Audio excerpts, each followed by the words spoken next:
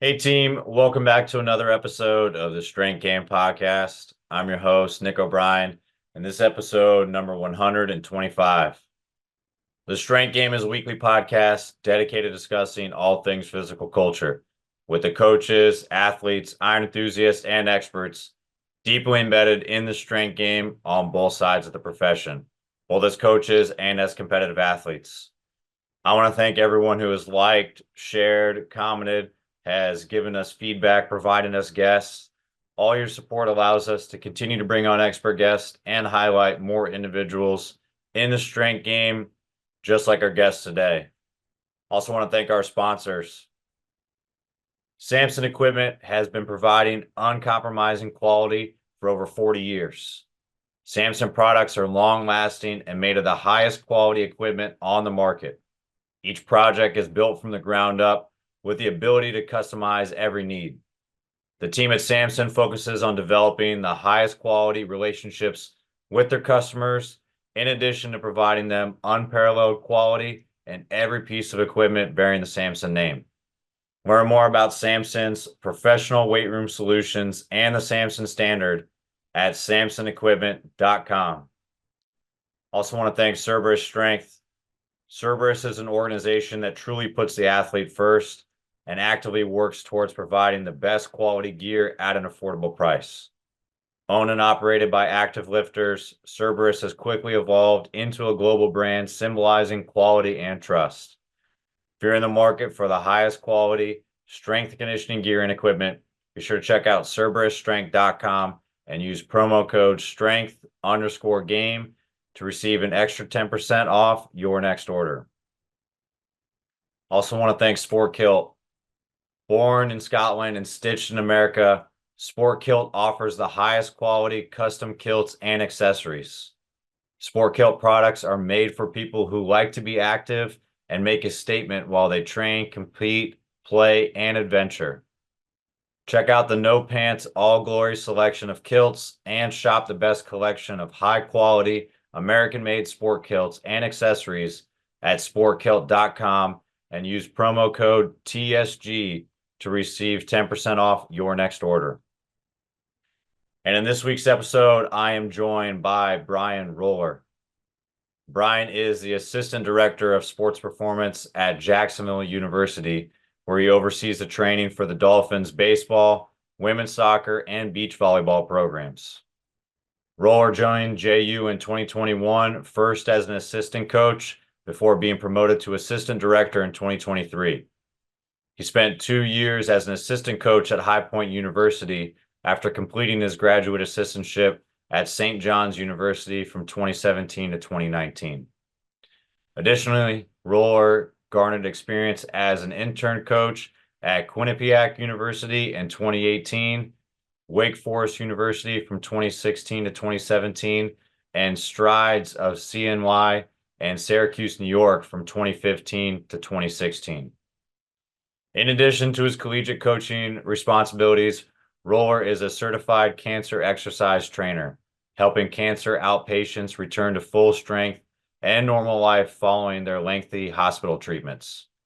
He is also the owner and head coach of Lighthouse Performance Systems, which offers athletes and patients alike online programs and educational content. Roller is a former college hockey player playing forward for the Cortland ice hockey team from 2010 to 2013. He continues to train as a coach, nowadays focusing on furthering his education as a strength conditioning coach and cancer exercise specialist, and enjoys lifting and touring Jacksonville in his free time. Like I said, I'm excited to have him on the show today. So with all that said, let's get in the game with Coach Brian Roller.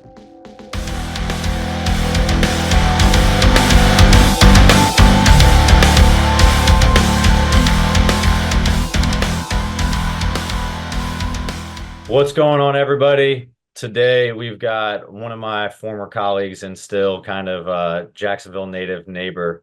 We got Coach Brian Roller on the show. What's going on today, dude? Not much, man. Just happy to be on here. How are you doing? Good. For those that don't know, colleagues together, now kind of rivals across the street. same conference, same three teams, competing against each other every year, and it was a wild one this year. I think the games were tied, but I think you got me on points on the last one. So I think you get to take the barrel this year, for our competition. Yeah, we got to come up with our own little cup. I know. Oh, I thought it was going to be, it was going to be first round of drinks. So I think I owe you, but yeah, we'll sort all that stuff out later, and we'll get year two under the belt, and hopefully make it just as close, and maybe I'll come out victorious on the second year, but we'll see. Hey, We'll see. hey, for those that don't know, let's kind of get back to how you got started and everything, like what sports you kind of played growing up, like how your training looked like that brought you into kind of the strength world, and what you kind of currently do to train and stay active yourself following your kind of collegiate career. Yeah, so growing up, I played hockey. I ended up playing junior hockey after high school. Went into played Division III college hockey at SUNY Cortland. From there, um, kind of just trained the best that I could with the knowledge that I had. Now, just training athletes here at Jacksonville University. Um, and yeah, what was the other question?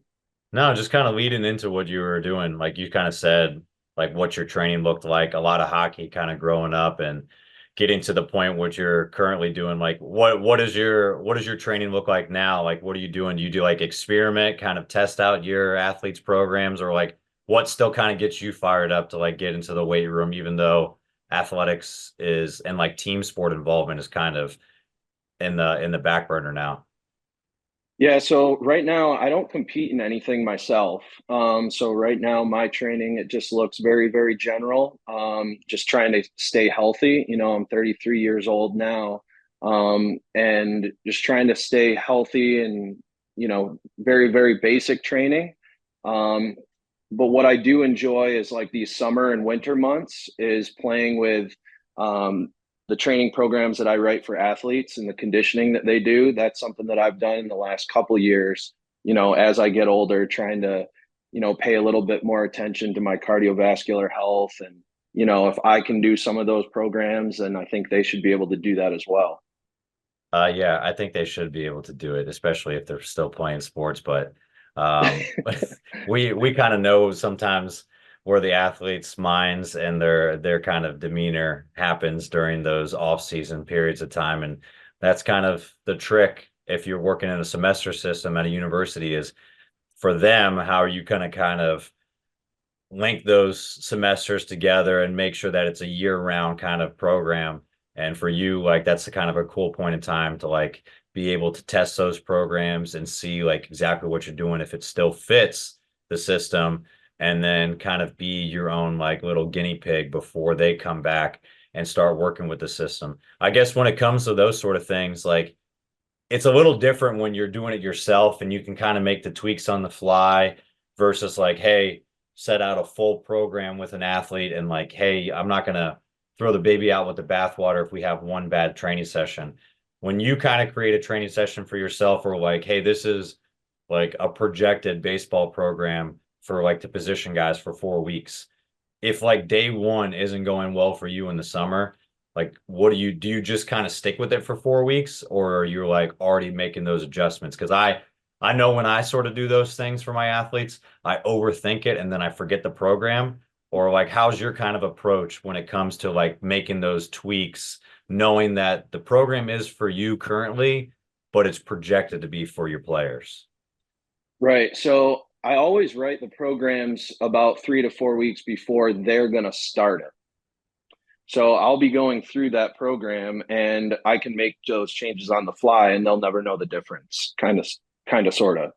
So if I'm doing something, if it's some sort of, squat variation or some sort of new, like volume scheme, set and rep scheme that we haven't really played with yet based off of the time of year, if it doesn't flow with the rest of the workout, or like when I'm trying to time things out, if it doesn't flow just right, then I can make those changes. And like I said, they would kind of never know the difference.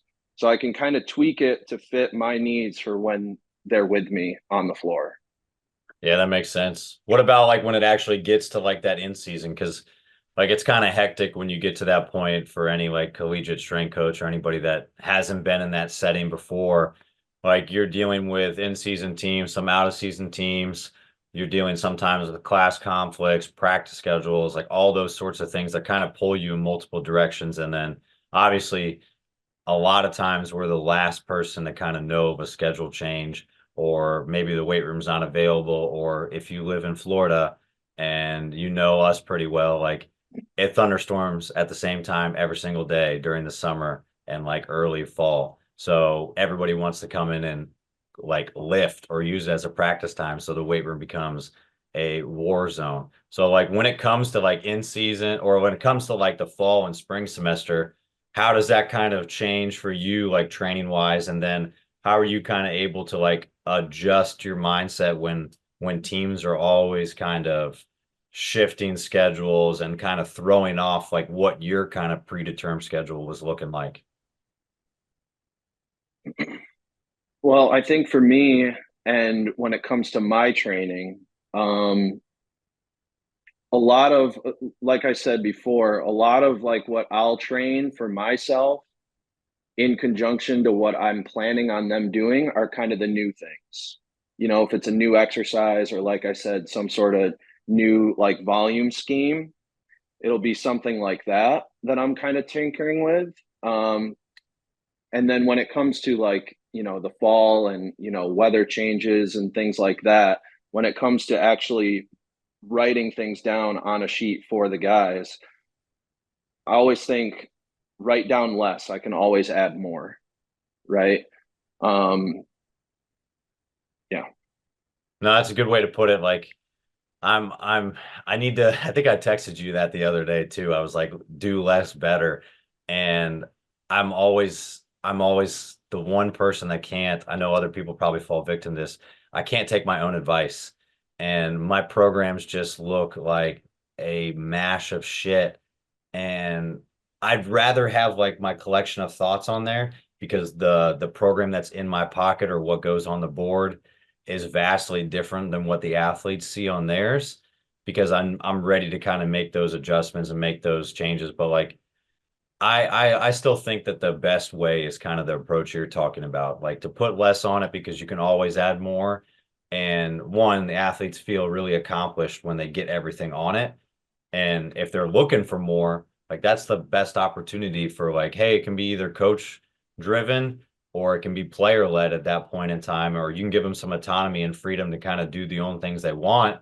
Or maybe that's a perfect time, especially like in college athletics, like, hey, let's get out. Like we did everything we need to do today. Why do we need to come in and just beat everybody to a pulp when you've got class, you've got practice, maybe you want to go do extra treatment or get extra shots up or whatever it is. Like we don't need to squeeze every single bit of time out of that training schedule just because we have it in the weight room. We can kind of be the one person on the staff that's like, you know what, let's shut her down today. I don't know. I don't know if you kind of see that because I don't know if every other support staff department is afforded the opportunity to think like that, or if that's just kind of the strength coach's job. What do you think about that? Like we're the ones that kind of like dictate the like final bit of volume or intensity, and we're also the ones that could like tap it off or take it back. Yeah, I mean, I would definitely agree with that. I think that I think there's also like an idea with like kids these days. I think that they're capable of doing more than what we believe that they can sometimes, or what maybe some of the profession like believes they can sometimes, if that makes sense too. And but again, I think that's all the more reason to try and program less because we can always add more on the back end. And you know, bring them in for, like, we call them champions workouts. You know, if there's a time where they want to come in and do more, you know, I have a whole lot less written on my Monday lift. You know, I'm hitting the bare bone basics, And also one of the reasons is trying to teach like really good quality during that time, right? And intent within that work. Quality and intent are pretty big in our room. And so if we don't get to some of that stuff towards the bottom of the sheet, they can come in for a champion's workouts. What's a champion's going to be willing to do more? Can you come in and do more within this champion's workout? Yeah, I think that sets a good precedence, and like that's a good culture to have where, hey, I'm able to accomplish everything as like the foundation. Like this is the bare bones stuff that needs to be done. Like what kind of work are you willing to do beyond that? And then are you carving out time? Because everybody says that they don't have enough time, but like, can you make time and can you shift stuff aside to show or sacrifice time to make sure that this is important to you? And I mean, if you're willing to be there and kind of assist them with that process, like, yeah, the sky's the limit. Because I think we've had these conversations before about just the state of some of the athletes, and it's happened at every school or it's happened at every kind of time period. It's like, as a coach, I never want it more than the athletes. And Mm. as soon as you're kind of in that boat where like you feel like you're pulling an athlete and you're not like helping hold them back a little bit and kind of protecting them from themselves, like it's a completely different ballpark because these records don't live on our conscience. Like they don't live like on our tombstones or in our record book for us, our resumes. Like these are the athletes' like careers. So it's a hard concept for me to get like why I would care about your career more than you care about your career. So having them come in and do that extra stuff it seems like it's paying dividends for sure. Yeah, and I think that like if you have one or two guys doing that, then that's cool. But when you start seeing 5, 6, 8, 12 guys coming in and doing that extra work, you really take a step back and you're like, wow, this group this year has something here. Yeah, that's a cool concept. Hey, so what kind of drove you to actually get into coaching then? Because like after your time like at Cortland, like playing career, like hockey career is kind of winding down. Like was that kind of your whole game plan going there? Or how did that like kind of shift towards actually getting to the point where like, hey, strength coaching is like going to be a viable option. It's something I want to pursue. Like what was kind of like the start point for you? Yeah, so I knew that this is what I wanted to do before I even went to Cortland for my undergrad. So when I was about 14 years old, I tore a meniscus in one of my knees. I went to PT, spent X amount of time there, felt just 10 times better, returned to play. Everything was great. And I was really taken back just by how helpful that was of doing simple things. And I wanted to do that for other people. So that was my first introduction to like this exercise science field, was wanting to be involved in physical therapy.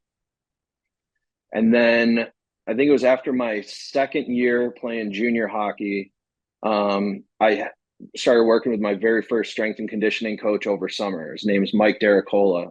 He works at Strides Strength in Syracuse, New York. Um, and over that time, I saw all of my strength numbers just skyrocket over the course of 3 months. And then going into that next season, I felt how it carried over onto the ice. Continued doing that in season, which was the first time I had organized structure of training in season as well. And it just continued to climb. Um, and I remember having a conversation with him one day and just kind of asking, you know, what it was about his job that he liked. And it was, trying to help athletes like improve their performance, reduce the risk of injuries, those big two. But he said something that kind of stuck out, and he was like, I can't see myself being in a cubicle.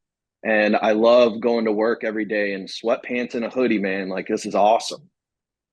And I thought to myself, I was like, I don't want to be in a cubicle. I want to go to work wearing sweatpants and a hoodie, and I want to help athletes' dreams come true. I'm not going to do this until, you know, I'm not going to be playing hockey until I'm 50 years old. I'm not going to play pro, but I can maybe help some other kids make that happen for them with something that I enjoy doing now when it comes to training and what I think I can learn more about and get an education in. And, that's really how the coaching side of it came to be. Yeah, that's a cool kind of inception to it all, and like kind of getting to put those pieces together and having a good mentor, especially when you're still playing and realizing that stuff in your career. That's pretty cool.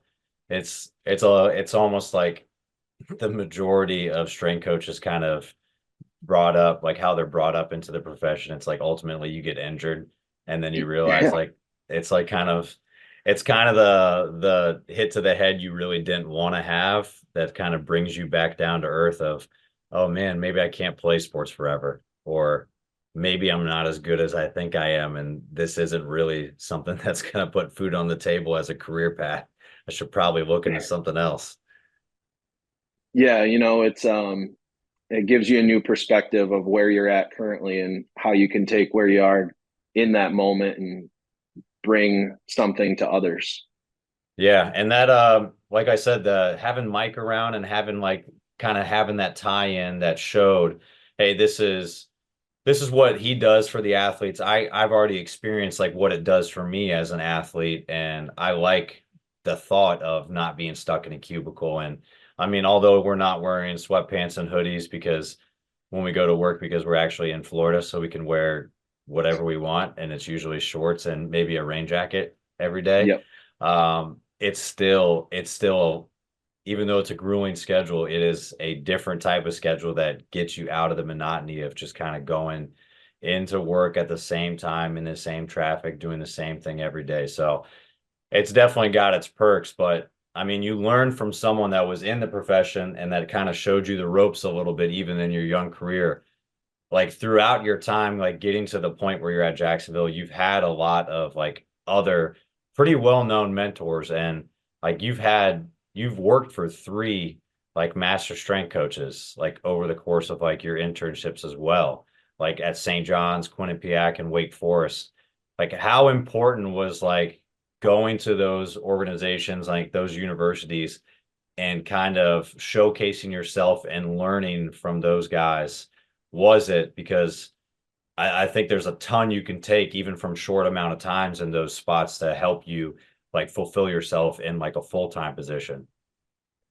Absolutely. So, just to give you an idea of what that timeline did look like. So, I graduated from Cortland with my undergrad. I immediately did a full academic calendar internship at Wake Forest.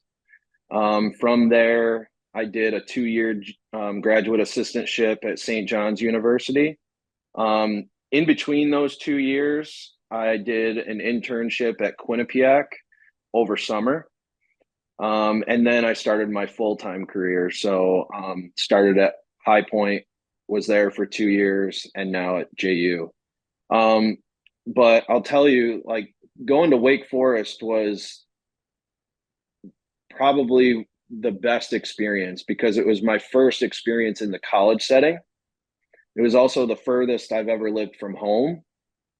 Um, and working under Coach Ethan Reeve, it was like that experience was invaluable to see him at his age and had been doing it for so long and seeing just how passionate he was and, his ability to get kids just bought into his way of training. It was phenomenal. It was great. And, the other coaches that were on staff, Coach Bass, Coach Wright, and Coach Seaver, two are master strength coaches now.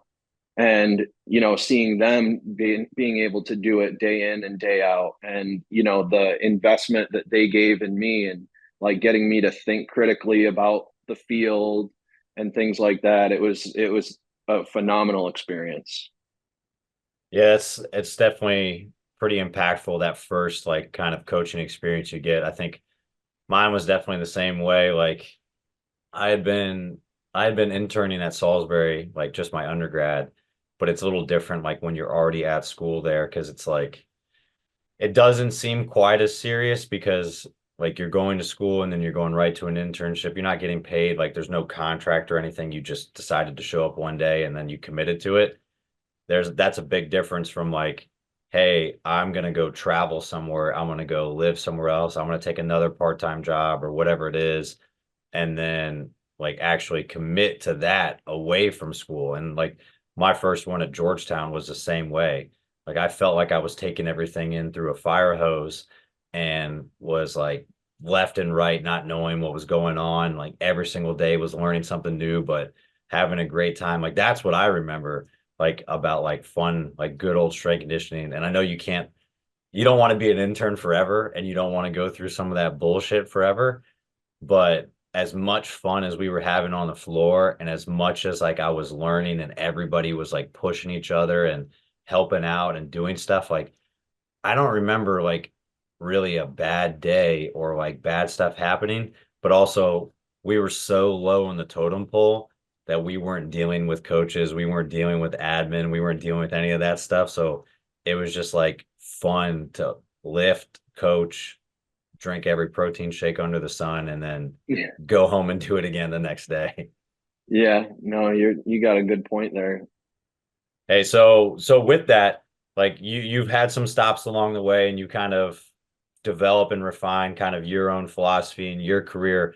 But like throughout that time, you still kind of found like your way back to working with some of like the younger athletes and everything too. Like was it part of your process or was it part of your plan to kind of like be involved in that mentorship and kind of give back? And like how has that kind of helped you like kind of take some of these newer interns and graduate assistants like under your wing and kind of show you the same way? Because I think I was the same way. Like all the guys that gave, like all the coaches that gave and poured into me, like I always wanted to make sure the ones that were committed, don't get me wrong, I'm not going to dump into someone that doesn't give a shit. And I'll tell that to any intern that doesn't, I don't know their real name. I know their fake name. Um, but all the ones that actually like cared and like were committed and actually like critically thought and put in the work, like I dump back into them. Like what was like your rationale for that? Was it kind of like the same driving factor for you? Yeah, it's to pass on what my mentors have taught me because I felt like it's prepared me for the position that I'm in now and even every step of the ladder along the way. Um, you know, I think that with every jump that you take, there's going to be something that catches you off guard a little bit. Um, but ultimately, you know, I feel like my mentors had prepared me very, very well for the progression along the way. And they haven't steered me wrong yet. Um, like I said, I felt prepared in every way. And I think that, we talk to different people within the field, and like not everybody gets that experience, you know. Um, and I think that one of the things that I really did want when I finally became full time was I wanted to lead like a GA program or an internship curriculum so that I could pass those lessons on, whether they're the X and O's of training, some soft skills, talking about how to stay organized and on top of things and, just be one step ahead of the coaches that you're trying to help out. Um, it was important to me, um, just to pass on everything that I've been taught and, how well they prepared me and try and prepare the next group of coaches. Yeah, I think that like not kind of harboring that information and actually being able to like share that with the next group. And so if they're invested in it and they're actually seeking out your advice and not just asking you questions that they could easily do the research on their own, but they're asking more insightful ones that aren't just yes or no answers and that actually spark a debate or kind of is an interesting topic where they're actually asking your opinion. They're not asking for a fact of something that they could easily Mm-hmm. look up in a textbook.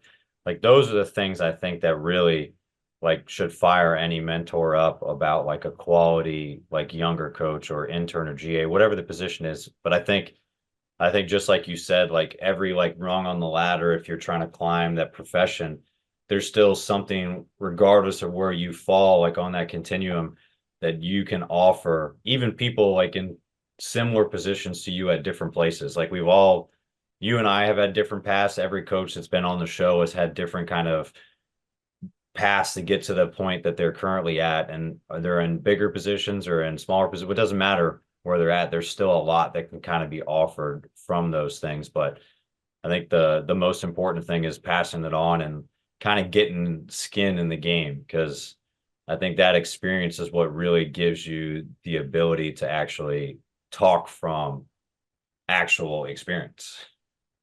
Right. And I think that there's also like, there's a little bit of a transactional relationship with that too. Because, think about all of the extra time you put into learning to help fine tooth comb your craft. You know, interns and GAs, they're the most hungry ones, and like their feed looks different than mine, and the books they're reading are different than the books that I'm reading.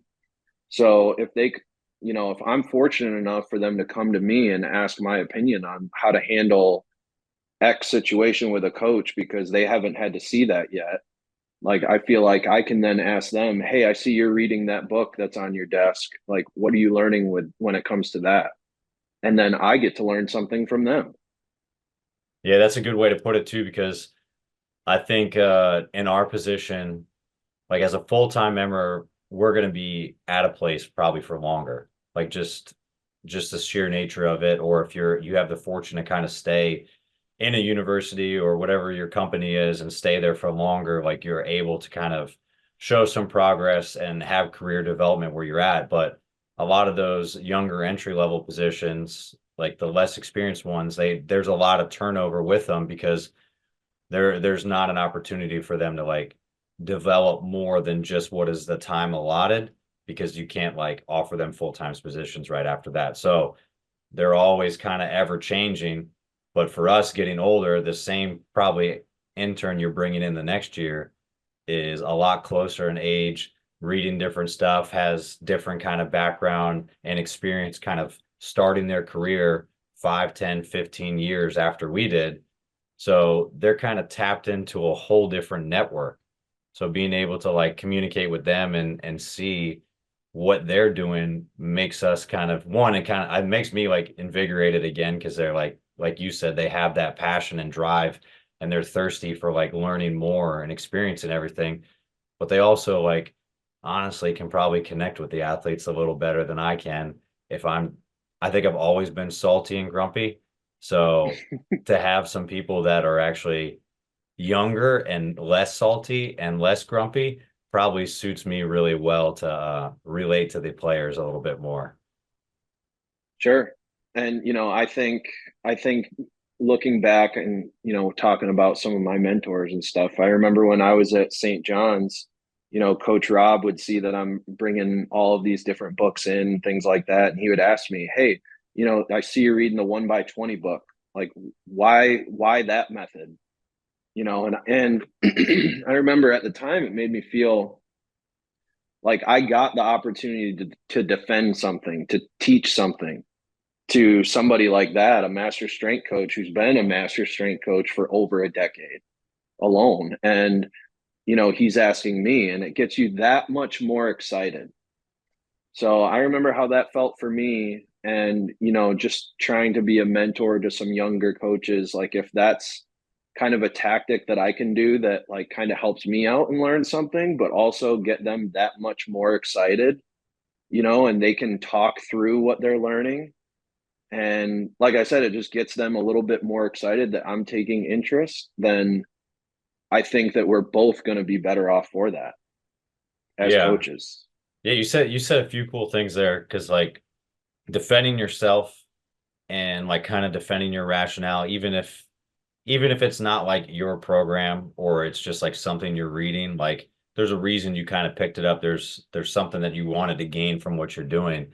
And I know Coach Rob is not poking at you to like say, like he's just being critical. He wants you to think, and he's actually genuinely interested in, hey, why are you doing that? Maybe he doesn't understand, or maybe he's read it before. He wants to get your thoughts on it.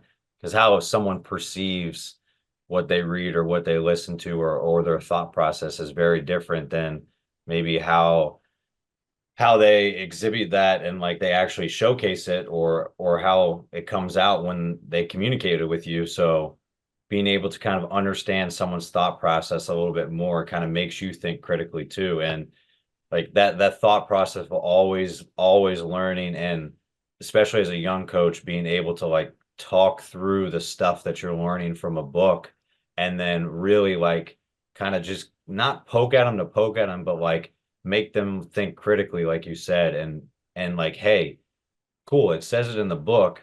How do you apply it? Like, how is this Hmm. practical? Like, does this work here? Does this work at a bigger university? Does this work at a smaller university? Will this work at the private sector? Will it work for one athlete? Will it work for a group? Like, those are all the things that you have to think, because context is important. Like, anybody can take one of those great programs and slap it on a piece of paper, but you can't tell me it's going to be efficient and effective and or the optimal thing to do just because it was a really great program. Most great programs suck when you actually execute them. Right. And, thinking in season versus out of season, are they returning from an injury and all these different methods? You know, there's no like one perfect way, I don't think. It's just there's a bunch of different methods that you can use at a bunch of different times. And, I think ultimately trying to find your way of utilizing all of those things, in one giant, academic calendar, 52 weeks, whatever it looks like, just trying to find your way. Um, I think that that's really important. Yeah, I think that's where the art of it kind of comes in. Like a lot of the first bit of schooling and maybe even a lot of like your entry level job and stuff, like you're still kind of accruing that scientific background just because there's so much to kind of understand before you really comprehend everything that you're putting into a program. Like it's not just these amount of exercises on the board, it's like where it falls within the system, where it falls within the year. Like all these things, there's compounding things that go into the why you chose this movement specifically. And then there's unique side of like what your facility layout looks like what your coaches want to see, or like what you're kind of progressing to. There's all those things go into it that it's just overwhelming for an athlete to understand all that stuff, especially in the beginning. And then you throw in all those other things we talked about, like schedule changes. A coach doesn't like cleans. Okay, you don't have female bars. You don't have whatever. It doesn't like put any excuse or like kind of limitation in there, and it throws off everything. But the one thing I wanted to ask you too, because like coming from all those mentors, and they all have high level programs that they've worked with, they've been at big universities, and they've seen a lot of GAs and stuff come through. But you talked about like the soft skills and kind of developing those things too, which is kind of where the art comes into it. Like, how do you think, or what do you think you learned from them, or maybe picked up on just kind of from being around them, that helped you kind of develop yourself as a coach for like commanding a room and like organizing just how players and like athletes move within a facility and within a training program, not like the X's and O's, but like how you break down a training session, how you kind of bring the players together, like all those kind of like conversations and like interpersonal things that start and stop like a training session. Like how'd you kind of develop those? I think observing. That's how I've learned them, is just observing and trying to have a clear vision of like what a room or a training session would look like when I got the chance to start leading. Um, I think the best example of seeing what my version of what that should look like is when I got to intern with Coach Patel at Quinnipiac. It was from the second those guys walked in the door to the second they left. Um, it was just all work, and it was 30 guys focused on one united mission. That was the first time that I saw like team culture being brought into a weight room to such a degree. And like, go figure, they become national champions, in the men's hockey. Um, but I think that observing that, that really helped me think of how I should kind of portray myself and, the outputs that I should be providing. And that's just, telling them what the standard is, what expectations are, um, working really hard, positive mental attitude, relentless in our work ethic, and having fun. I think that that's a big one. I think it pertains to soft skills, but like making sure that it's light, like it's structured, we're focused, but it's also, I think that it's important to, have fun in there as well. Because you think about all of the things that student athletes have to deal with, when it comes to class, practice, games, travel, study hall, all the different extracurriculars that they have amongst their team bonding events, plus lift. They have a lot that is expected of them. And I want that 1 hour that they have with me on that one given day, I want it to be fun, something that they look forward to, something that they leave knowing they got 1% better. Um, and if I can provide that for them, I think that that'll help them stay consistent and bought in. And over time, they're getting closer and closer to their goals, and they're becoming more and more successful year after year, month after month, week after week, day after day. Yeah, that 1% better in that hour is huge. It's hard sometimes like to jam pack all those things you talked about into that session. I think that's why like I know I myself like spend so much time in the preparation for the sessions versus like the actual session. And like I try to be meticulous and like deliberate as possible with like what's going on the board or like what's going into the program and stuff like that because you're trying to hit so many different factors at the same time, even if they're just subtle. Like even to go like how you start a warm up or where you start it, like that makes kind of it makes a difference. It might not in like the grand scheme of things, but if we're talking about like a 1% change and trying to get better, like that consistency like is what adds up over time. So I still feel like what we do in this one session will certainly impact us later down the line. It might not be the reason we're successful, but it could certainly be the reason we're not successful if we're doing something completely outrageous. So when it kind of comes to that stuff, you talked about observing like all these guys. It's hard to like put it into context too when you're around them that like, hey, these guys have been doing this for 20 years. Mm-hmm. I've never even led a program before, let alone like know what it really feels like to be the one in front of all these players telling them what we're doing or breaking them down at the end or like telling them good job after the lift. Like that's a whole different thing in itself to like kind of have that responsibility and burden that. So as you're observing those things, like how do you make sure that you kind of keep that into context, or did you ever come to that realization when you finally got your first team as like a GA? Like when did that kind of hit you that like, hey, maybe there's a lot more I still got to kind of like learn before I'm really up to speed at like these masters. Well, it was kind of exactly that, like, because I interned with Coach Patel in between my 2 years at St. John's.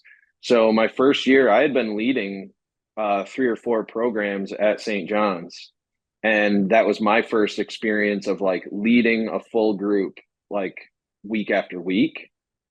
Um, so then when I got to see Coach Patel and him do it a little bit differently, that was when I was like, holy shit, I do have some more to learn when it comes to like my ability to lead and command a room.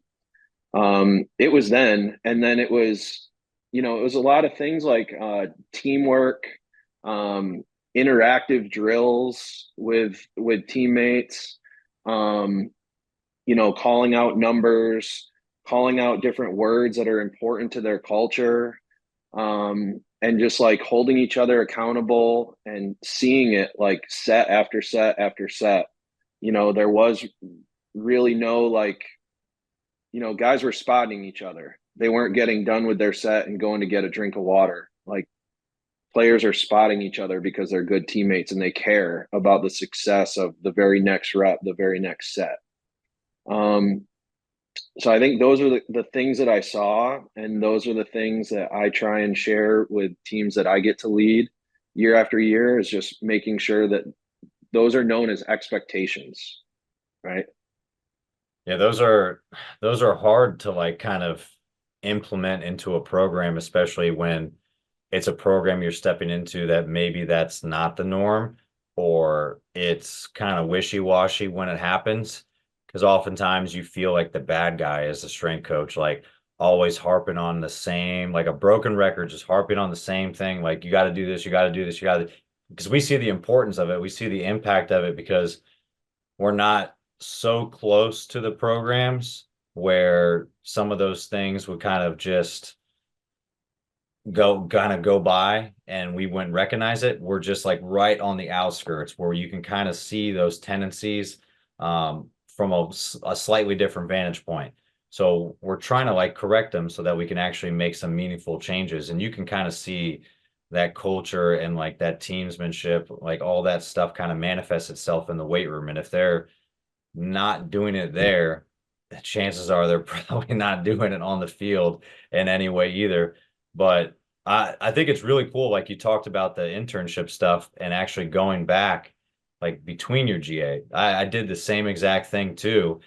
And I don't know how like these current like the current like coaches coming up nowadays are, if they still are kind of the mindset of like, well, okay, just everybody's we talk about every career is different, but just doing internships until you get a full-time job and just be like, I'm set. But it's kind of cool to go get a position where you have some teams that are of your own and then go see how someone really well versed in it come back and then like tweak everything you're doing. Like I think that's just great advice for anybody, like to make sure you're still kind of going out and networking and doing site visits or being inquisical about what you're doing and kind of having like your own like self-appraisal of what you're doing for the year and then asking for the opinion for your mentors. I know you still reach out to a lot of them. Like, how do you kind of still evaluate yourself and then like maybe get some outside perspective from people like that you really trust to say, hey, this is what I'm doing, this is what happened. Like, can you give me an unbiased, like unfiltered opinion of what I'm doing so I can get better?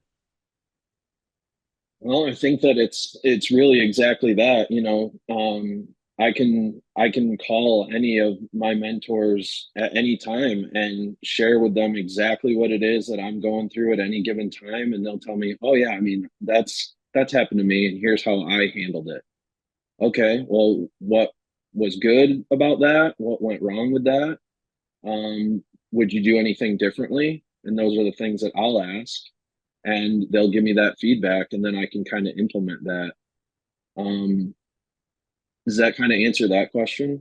Yeah, no, I think that's great. Just kind of figuring out who's in that inner circle for you. And I mean, obviously that developed over time. So being able to kind of reach out to them and ask for their opinion, it's invaluable. And I think it goes to show the importance of those mentors that like you're far removed from your time at those universities or working with them. And even some of them are out of the profession, like in a sense, coaching now, and you could still pick up kind of right where you left off, and that mentor mentee like dynamic still hops right back in.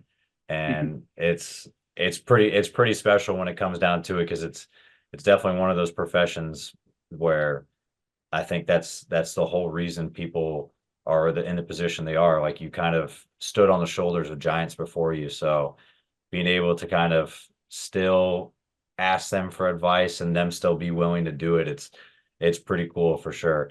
Hey, kind of moving through it a little bit more. It gets hard again, like with having those like big time mentors, and we talked about observing them and everything, but how do you make sure that like what you do in your program isn't just a regurgitation for them? Because I think that's the other thing that a lot of young coaches will end up doing, and it's no one's real fault. Like maybe it's the first coach or the first program you saw, or it's someone that you really want to emulate, you want to kind of just regurgitate everything they do, but you be the lead coach. And it just usually doesn't work out very well. So coming from all those different stops and kind of collecting experience along the way, like stepping into your first full-time role, how did you like really like set the precedence of like, hey, this is my style, this is what I'm going to do? And at the same time, like I can't just copy and paste all the things I've been doing before. I need to make this my own. Um, well, I think it is very much of if you could put those mentors that I've had as like letters at the end of your name, then I would have a pretty cool alphabet soup. And I think it's really just like blending all of like for me, it was really just blending everything that I've learned from them into one, and just also looking at like my current situation and being where my feet are in the moment and figuring out the needs of the programs that I'm serving now. So right now it's women's soccer and baseball.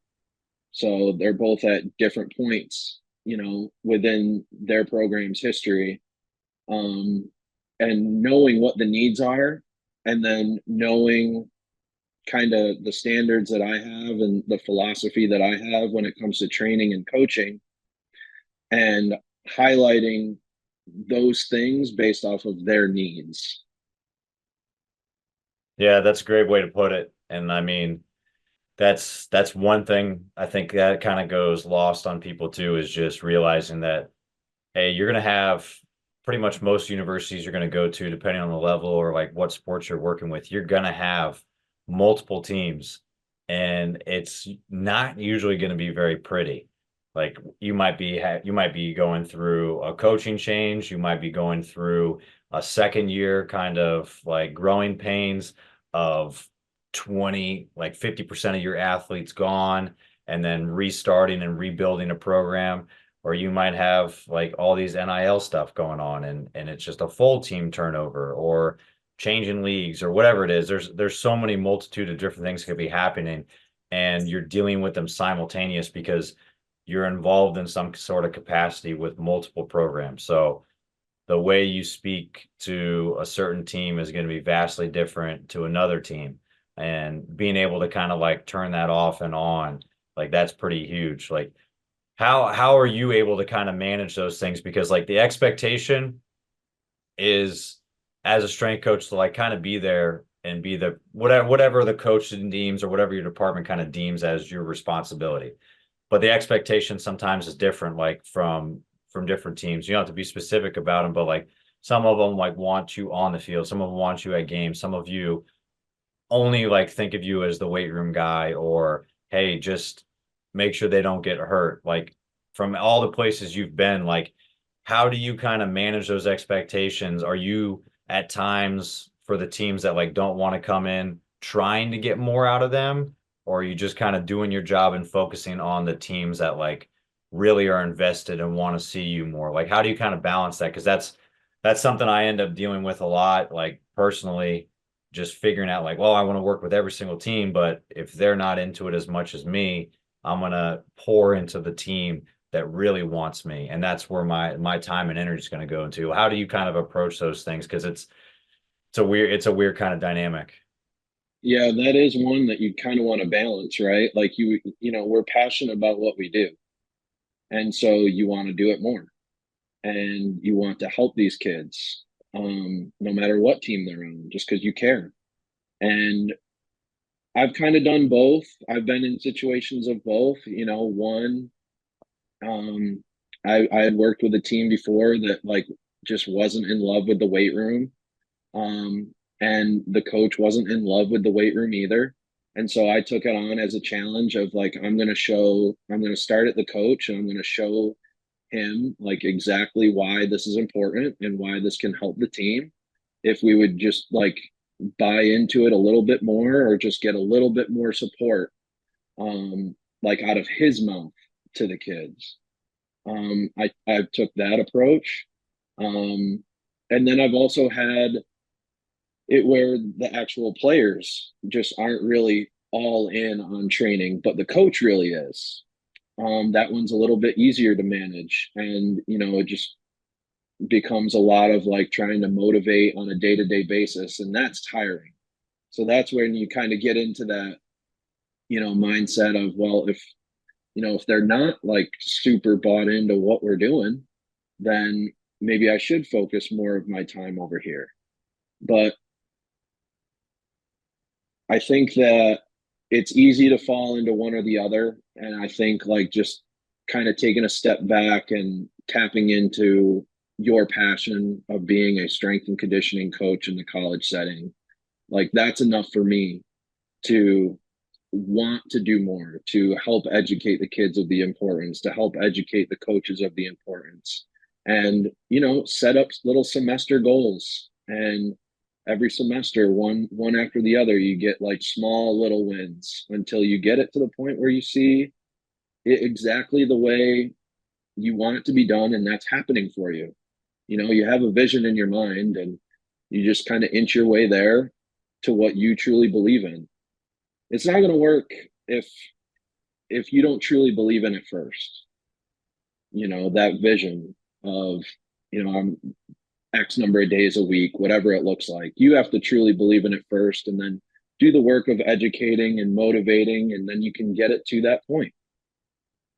Yeah, that's a good way to put it too. Like if you're not bought into it, like you're hard pressed to get anybody else bought into it. They can, I mean, athletes aren't dumb, and other coaches can kind of see if you're not invested in it.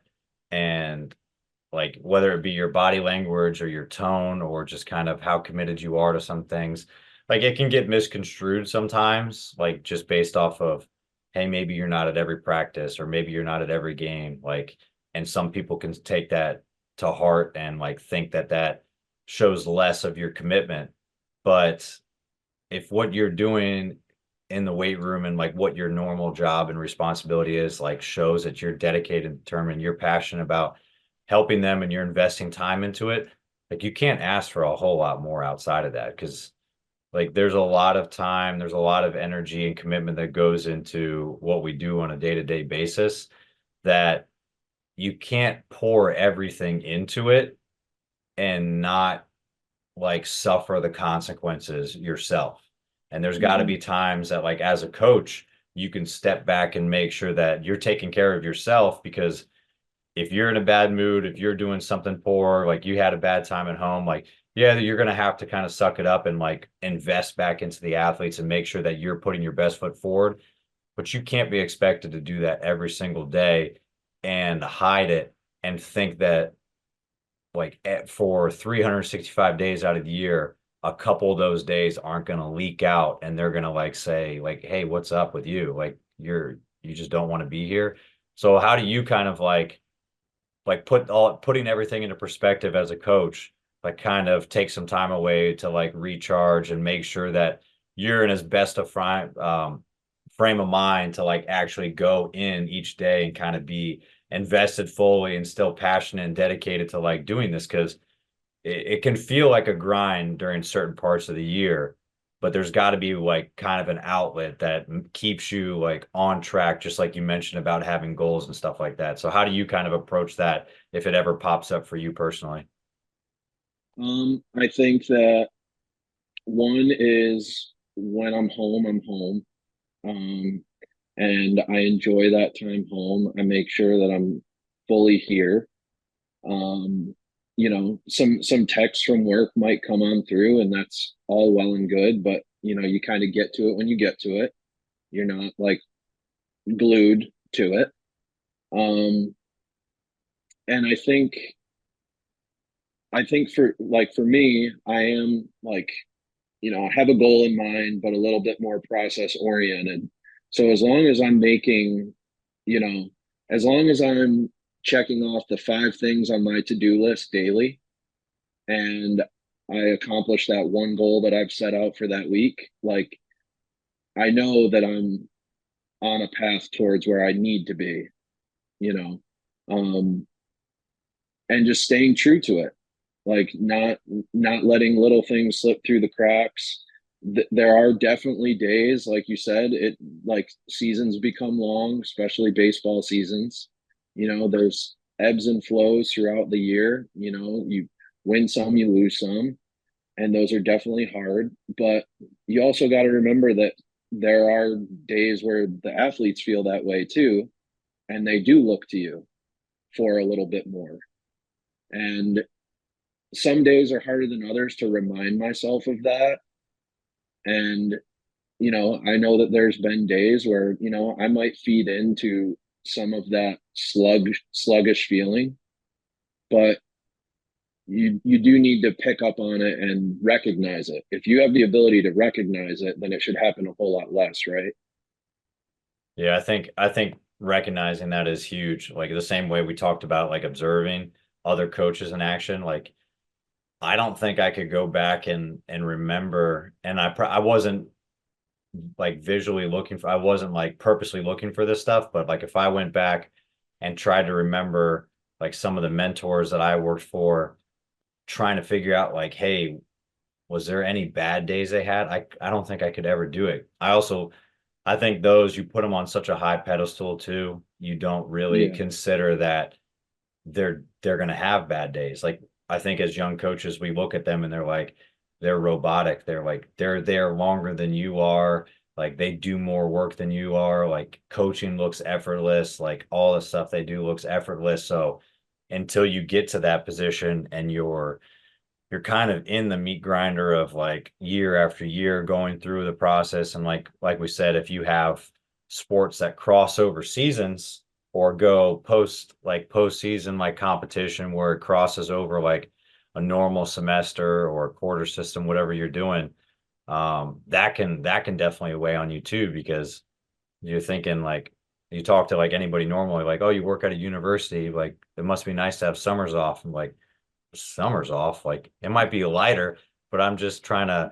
trying to recollect off the 80, 90 hour work weeks that were happening in the spring and the fall. So it's really just a recharge at the most. So Hmm. you got to have those times where you can kind of get back ready to go, but understand that hey, you're going to have bad days too. And I think that helps the athletes to realize that like, hey, you're human, but personally as coaches and like being kind of in that role model kind of area like for them, you do have to kind of demand more of yourself and make sure that if you're not recognizing yourself, maybe you've got some older players or you got some like colleagues that are able to like kind of check in on you and like kind of put you back in your place so you can kind of recalibrate yourself quickly and be at their best moment for those players.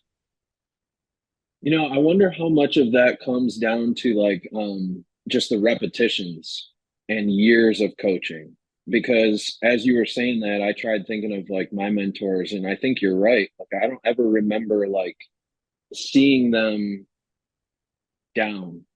They were always at like their best. They were always at their A game. But you circle back like years later and you talk about, now being a full time and you share all these different things. They struggle with the same things. They're not exactly the same. They're all situational and multifactorial, but you know, they're essentially similar.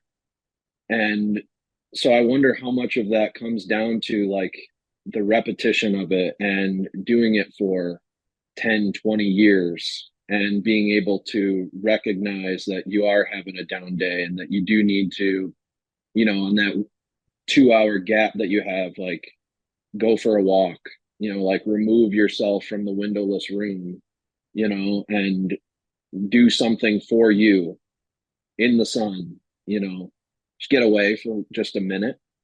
Like I wonder how much of that just has to do with just like the repetitions and time doing what we do.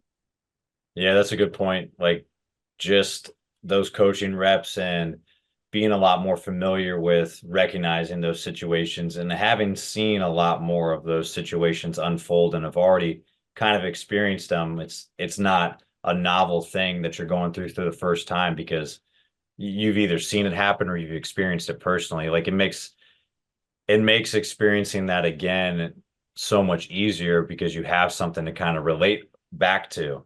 And I think understanding like those seasoned coaches, you also have probably a better support system kind of in place, like maybe a better outlet also, and you probably know how to kind of hide it a little bit better, especially at work, like having colleagues that you are experiencing the same thing or maybe have the same number of years under their belt in the profession. But also the other thing I think about too is, and I don't know personally if this is something that kind of aids in kind of being able to hide that stuff and have a more kind of an even keel approach all the time, is like all the coaches that you've talked to as mentors, and I know the majority of mine have not only been seasoned coaches, but they've also been like established at that school or like that university for a longer period of time.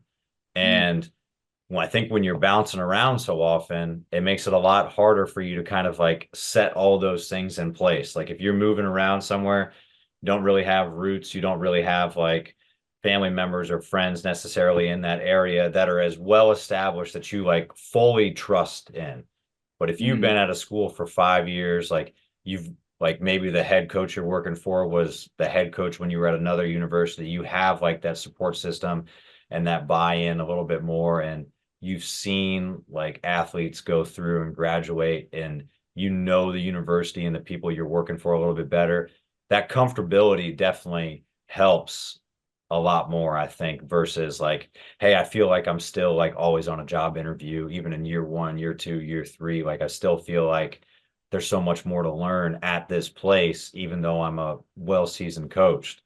How do you think that plays any role into it? Because I know you're going into now your longest tenure like position as a coach, whether it be GA, intern, or full time. Like you're kind of experiencing it for the first time ever.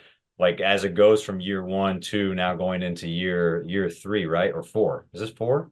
This will be year 4, yeah. Yeah. So now it's got to be a little bit different. Like hey, it's building year after year. Like this will be the first crop of like freshmen that you gotta have that are going to graduate. That's got to be like a little different kind of feeling that you've had kind of going satellite bouncing around versus, hey, I'm in this place.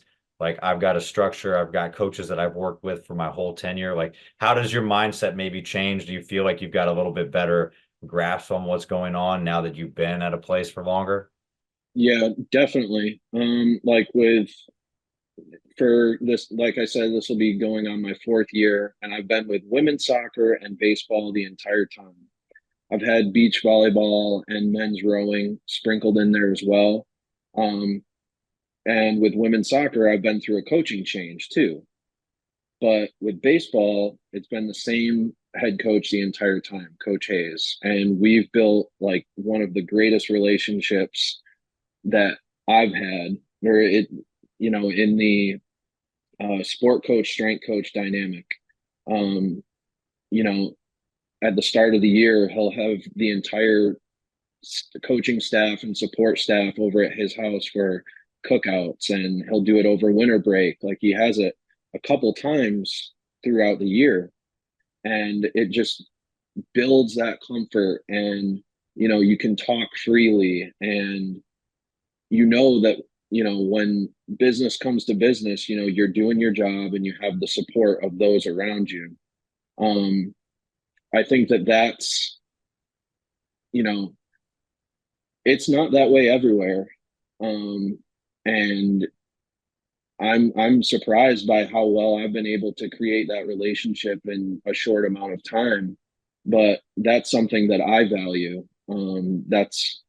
That's one of the greatest things that you can have as a strength coach, is such a great relationship with a sport coach and the coaching staff that you're working with and the support staff that you're working with. It's really the greatest thing, because there's so many things, like we've talked about this, all of these different factors that are involved, like this whole podcast. And you know at the end of the day, your head coach is making the final decisions on things, and if you have a good relationship with them, it makes your job a whole lot easier. So getting back to like how do you recharge, maybe that's a little less necessary too. if you're able to develop those relationships, and whether that's the head coach, support staff, what have you, if you have good relationships within your athletic department, maybe there isn't so much of that you need.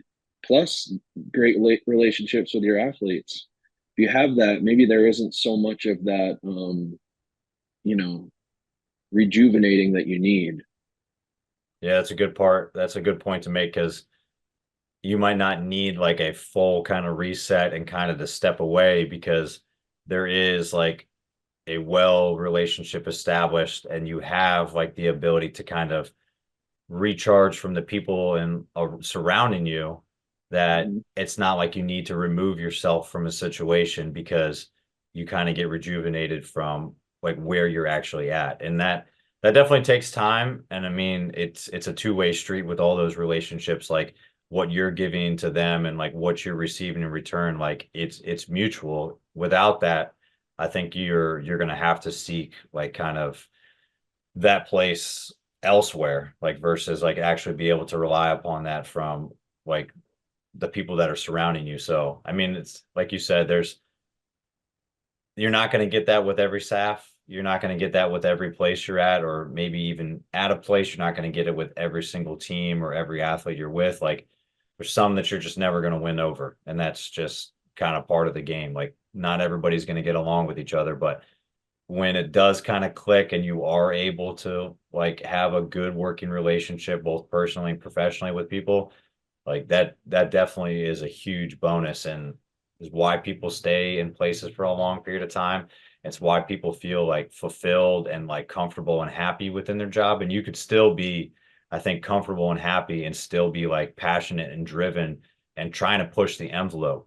But I know like when you sit down with Coach Hayes and like something's not going well, like there's not going to be any hurt feelings when you go talk about business and then you can go get a beer right after and like be able to like hang out like having those type of relationships where like behind closed doors like we got to get stuff done but when we step back out we're on the same page. Like that doesn't happen everywhere. When you could find a relationship and dynamic like that, whether it be strength coach, athletic trainer, like sports admin and coach, whatever kind of falls within like that dynamic of an athletic department, like you have a pretty good recipe success, I think. Yeah, I would agree, and it does. It's athletic trainers too, and being able to, going back to also the time spent at practices and things like that. When you have multiple teams, like you're right, you can't be at everything every single day. But making the most out of the time that you're there. And I think for me, I've developed really good relationships with athletic trainers on our staff too, and being able to ask them like what they see with kids, and what kids might be, I don't want to say complaining, but like what's sore, more frequently at the time. And, I think it makes both them and myself, the athletic trainer and myself, all better, because of those relationships that you build, and, again, making the most out of your time that you are there and with everybody. Yeah, and I think too, like you unknowingly like forget to say some stuff if you're not like really on top of everything or you're not like sending emails immediately after a player comes in or like Mm, filling coaches in on every single little thing and detail that happened because we just have so much going on and like you're kind of moving on to the next task and like to no fault of anybody's own, but a lot of stuff end up falling through the cracks. But if you have a really good relationship or you're able to kind of make those touch points with other support staff members or the coaches and stuff at practice, like it's like almost a reminder of, oh, well, hey, by the way, like this happened, this. And like it's an easier conversation versus like some people take it super threatening when you put that in an email or you send a text or you call. But if you have a face-to-face conversation and you already have a developed, well-rounded relationship, that makes it so much easier. And you probably nip a lot of things in the bud just by going down to step down there and say, hey, oh, by the way, this, and then you can add some context to like what the situation is versus now having to be like walking on eggshells to like try to explain and justify like why you did something. You just alleviate so many fucking issues by going Mhm. down and just to have a conversation with them. And we all know everybody's time is valuable and it's hard to find that time to do it, but it's when you are able to kind of maybe meticulously do that, it definitely helps, I think, in the long run, develop a relationship like you have for like 4+ years at this point. Mhm. Hey, Absolutely. so shifting gears a little bit, I know this is something that has kind of always been on the back burner for you, and I know like you dive into it at certain periods of time. It's not like right in front of you right now, just kind of being so heavily involved in collegiate athletics and strength conditioning and stuff. But you have something like really unique that I know you're passionate about. I know that you're kind of driven to work on as well. You're a certified cancer exercise trainer. What kind of all does that entail? And like what was kind of like the rationale and like reason for you to kind of get certified in that? And what kind of like does that certification kind of incorporate and kind of entail you to do? Yeah. So it is um it's just a way of learning about exactly what we do for athletes, but for those that are suffering from cancer. So really the goal um is to use exercise and physical activity to minimize any sort of um, like side effects of treatment from cancer, chemotherapy, surgeries. Um, a lot of times you can end up losing range of motion through different surgeries within, like for those that have cancer. Well, let me give you an example, and this is how I got interested in this to begin with. So when I was 24, my mom passed away from breast cancer. Um, and as she was going through her treatments, she ended up having a double mastectomy. And she came home and she had a stack of papers about yay big. And she handed them to me. Like I was just kind of getting into the physical activity, exercise science world. And she gave me this stack of papers and she's like, "What do you know about all of this?" And I'm looking through it. I'm like, I recognize some of this stuff. How did you end up with it? And she explains to me that the doctor provided it for her and that she was supposed to do those exercises.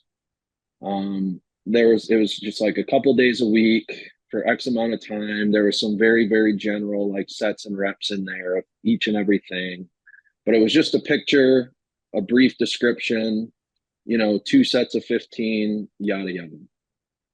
And I was like, I remember asking her, how are you going to do this? You don't have like this equipment.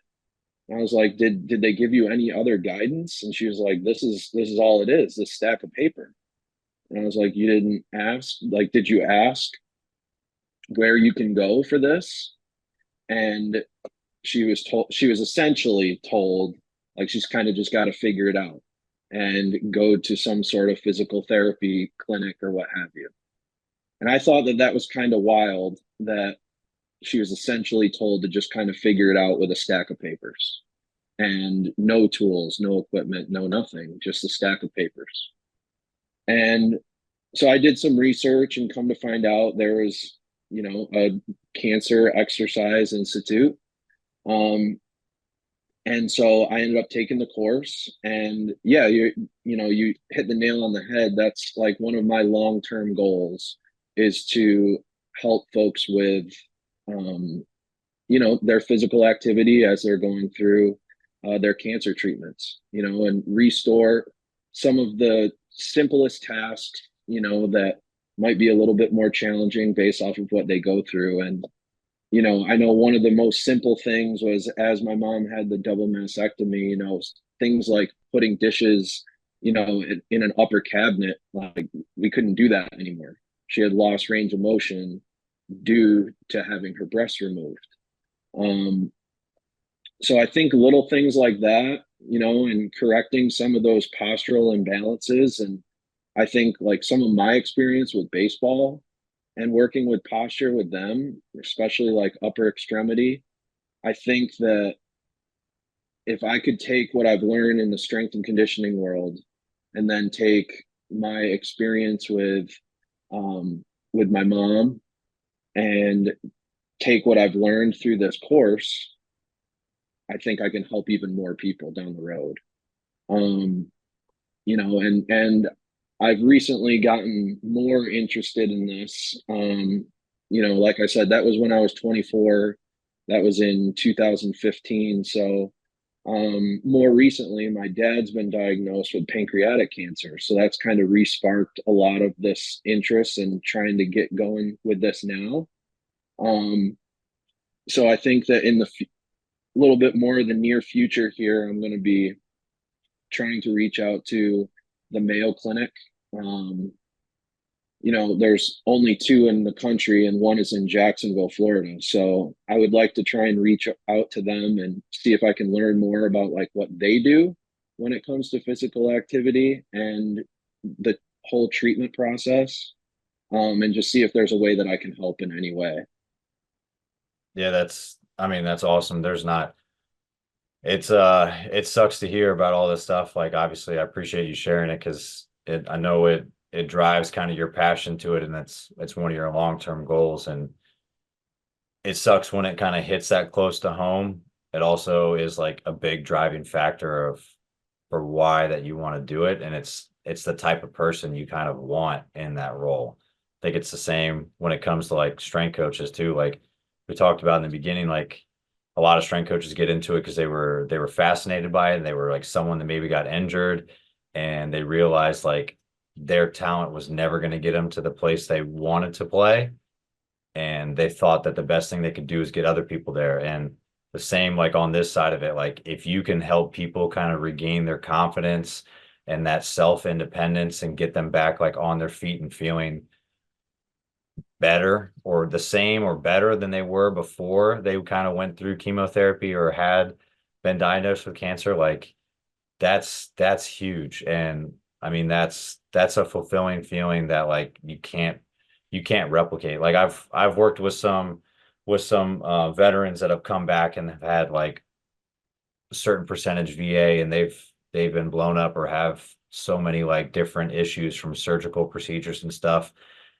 And it's a whole new world of like trying to help them, like how to Mhm. how to work around some of these things. Like, hey, I had one guy who's like, I can't squat to a box. I was like, what do you mean? He's like, my pelvis is in 17 pieces. And I was like, okay. We got a lot Makes sense. I'm learning stuff too, but um, yeah, just I mean that it's such a different world, and there's so much probably research that hasn't been done yet, and there's probably a lot of stuff that you can kind of get into the weeds about.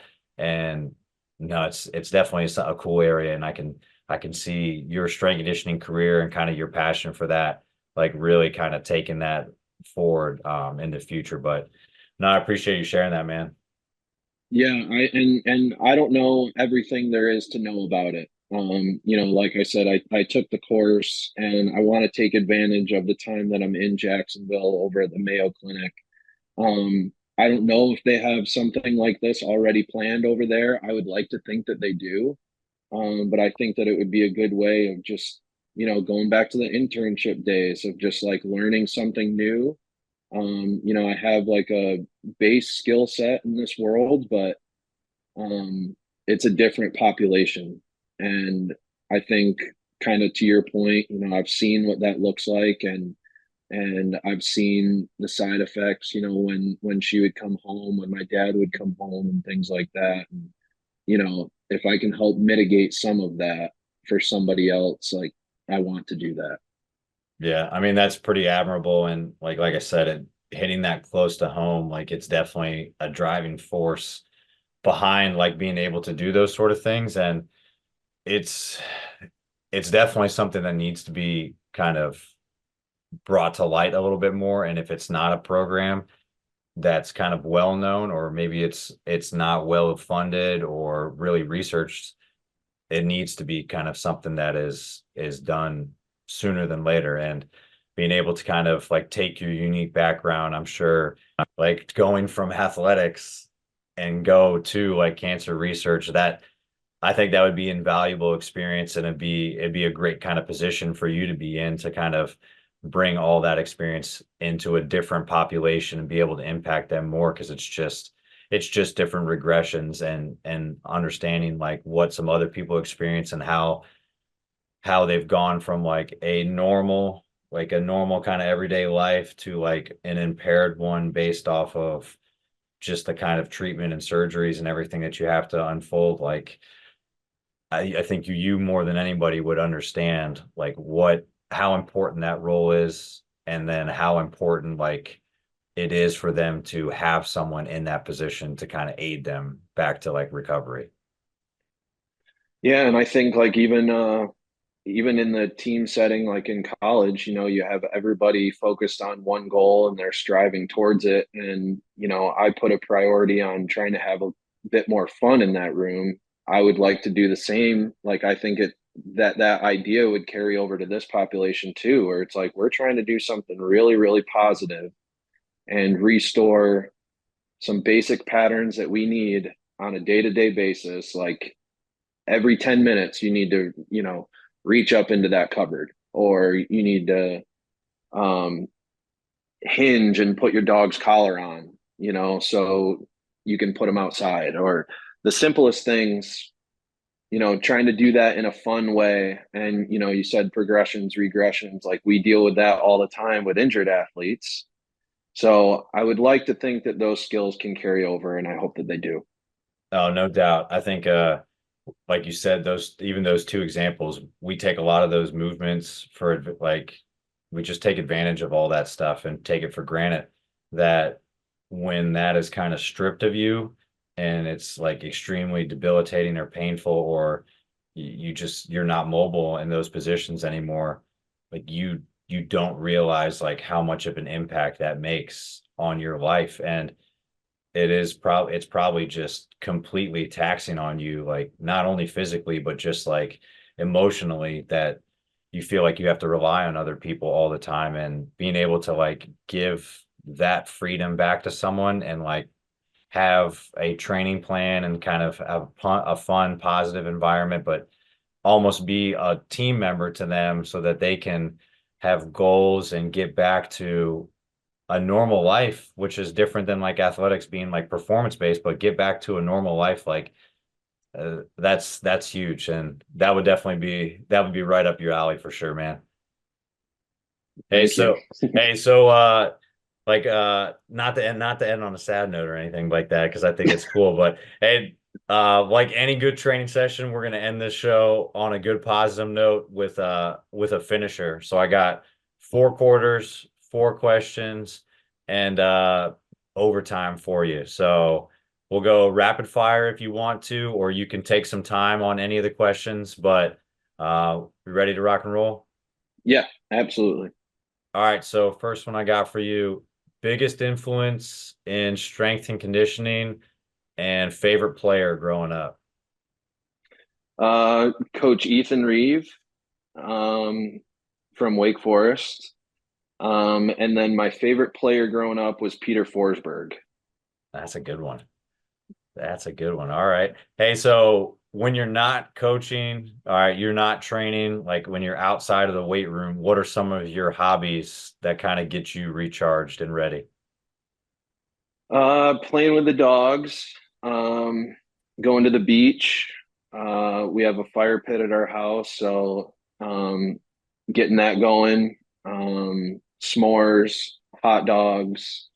We really enjoy that. And then we have a little brewery passport here in Jacksonville. You can travel to all the different breweries and get a little stamp, and at the end, you get a little prize. So my girlfriend Jill and I were kind of inching our way through that brewery passport, and that's been a whole lot of fun too. There you go. Yeah, almost to the end, whatever that prize is going to be. We'll see. It better be good at this point. Yeah, it better Hey, be. hey, so if you weren't coaching, what do you think you would be doing as a profession if it wasn't coaching related? Well, like I said before, I think maybe physical therapy, but also the other thing that I think of is like chiropractic care. That's something that's always like if I've ever had a little bit of a tweak, going to see a chiropractor in and out in 20 minutes, I'm feeling better. And I think that that's really great too. So probably one of the two. All right. Hey, so I know this and this might throw people off too, but if you're going to set up an ideal training day for yourself, what's playing on the speakers and then what's the best post-training meal look like? Um, on the speakers, the ideal lift, I mean, my favorite band is Dave Matthews Band, but I don't listen to him so much when I'm training. It's more so like Suicide Boys lately. Um, and then post meal, steak and eggs. All right. All right. Hey, so last one I got for you for overtime. What is your favorite either under the bar memory or favorite coaching memory of yours thus far in your career? Does the coaching memory, does that need to be like an athlete training? No, it can be whatever you've kind of experienced as a coach. I think, okay, so for a coaching memory, there was an athlete that I coached at St. John's, and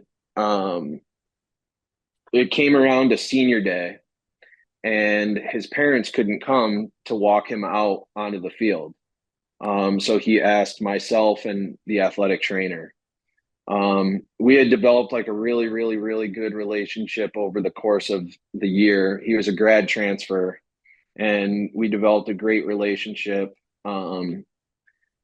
We would go to like on campus. We would go to a couple different delis together, like every Saturday. Um, and we just became really, really close. And at the end of the year, his parents couldn't come to walk him out onto the field, and he asked me. And maybe a week later, he came in with a framed photo of me, him, the athletic trainer, the coaching staff, his senior day photo. And that was probably the coolest memory for me. And I still talk to him every couple months now, even to this day. And that was shoot 6, 7 years ago. That's awesome. Yeah, there's some memories like that that we get from college athletics that definitely make a lot of the headaches really worth it, and those things Mm, stand out. And to be kind of asked and kind of be honored in that way and be a part of an athlete's career or a big moment like them for that, even if it's not for them really playing sports, um, it's a really special moment. And I know to them, it might not mean as much, or it might not like they might not realize like the importance of what they're doing in that moment, but it's a it's a pretty big thing that like for us kind of sticks out and definitely solidifies like, hey, I'm glad I kind of picked this career and like what I'm doing, and I really enjoy like moments like this that have nothing to do with the 100%. scoreboard. So that's awesome, man.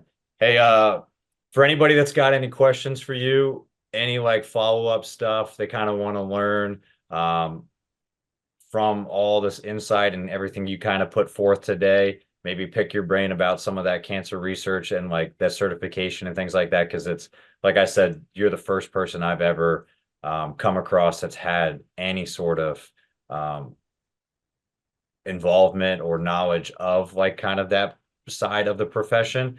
How can they Mhm. get a hold of you and kind of see everything you got going on? Um, Probably the best bet is Instagram, at Brian Roller 15. And then I'm also trying to create like my own little website that kind of goes into like some of the physical activity for cancer patients, as well. And that's lighthouse-performance.com. Awesome, man. Well, we'll make sure everything's linked up there. I know you got a lot of information and stuff that you can kind of provide. And for anybody that's got any more questions, they can reach out to you directly and check out the website and everything so they can get a feel for what's going on. But hey, I appreciate you coming on today, dude. It's been a couple years in the making before we were able to get you on. So I appreciate you taking some time and catching up with me. Yeah, absolutely, Nick. Thank you so much. I appreciate you having me on. It's been a lot of fun. Of course, man. We'll talk soon. All right, cool. That's it for this episode of The Strength Game. Thank you again to this week's guest and to our sponsors.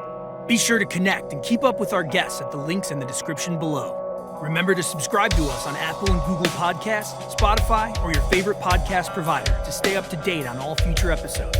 Also, check us out on YouTube and CoachO'Brien.com, where you can find all the video versions of these episodes, as well as show notes, episode schedule, and much more. Comments, ratings, and reviews are always welcome and appreciated. Thanks again for tuning in, and be sure to join us next week for another great episode of The Strength Game.